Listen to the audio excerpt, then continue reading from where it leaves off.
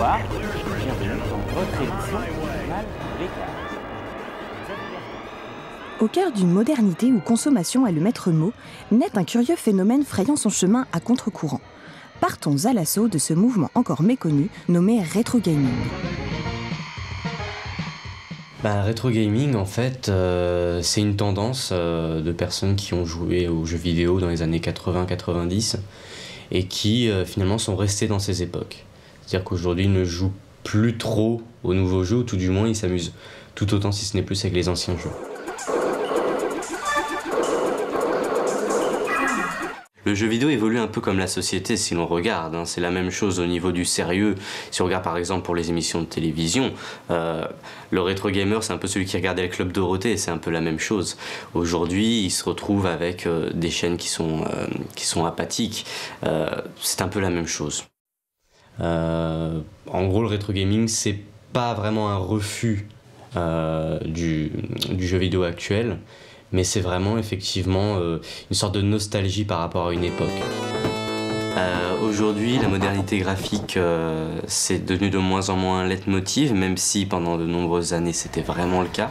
C'est pour ça qu'on a toujours cette scission qui existe, la modernité graphique. En soi, aujourd'hui, c'est un peu l'ennemi du jeu vidéo en quelque sorte, et surtout l'ennemi du rétro gamer. Ce que voulait le rétro gamer, c'était surtout avoir des jeux vidéo amusants, colorés, très intéressants. Aujourd'hui, le jeu vidéo tend vers le réalisme et non vers le rêve. I promise, I'll come back.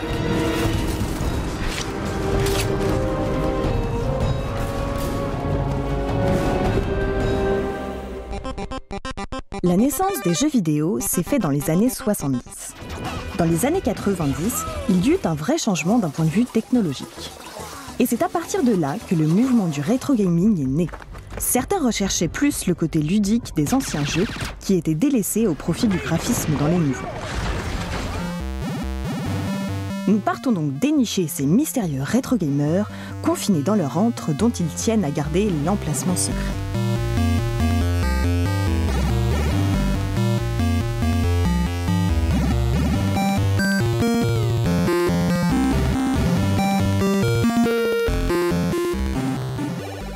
Bonjour. Bonjour. Philippe Dubois, président de l'association mo5.com.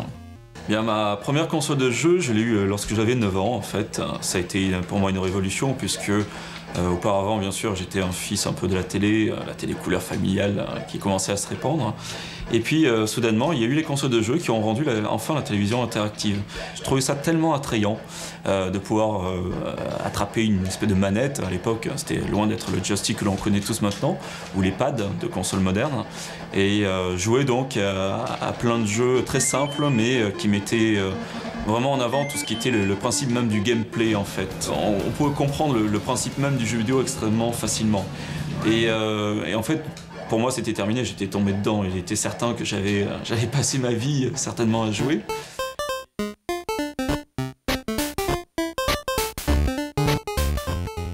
Alors, il y a 10 ans, quand les premières personnes se sont réunies pour créer l'association actuelle, et la question était de trouver un nom de domaine court qui explique un peu le principe de l'association. L'idée, c'est de prendre une marque connue française qui, plus est quelque chose d'important dans le domaine de l'informatique français. Car MO5 est une machine de Thomson qui a permis, c'est la première vague de démocratisation de l'informatique faite par le gouvernement au sein des écoles. Quand nous recevons des machines à l'association mo5.com, elles viennent à l'atelier pour être nettoyées, testées et si besoin réparées. Le but, c'est quand même d'avoir une machine propre pour être présentable pour le futur musée. Et après cette étape de nettoyage dans cet atelier, elles sont entreposées dans la salle blanche. Nos projets des prochaines années, c'est d'abord créer un musée virtuel. Un musée qui permettrait pour les gens de faire un parcours comme dans un vrai musée, avec une explication sur les machines d'une part et les jeux vidéo d'autre part.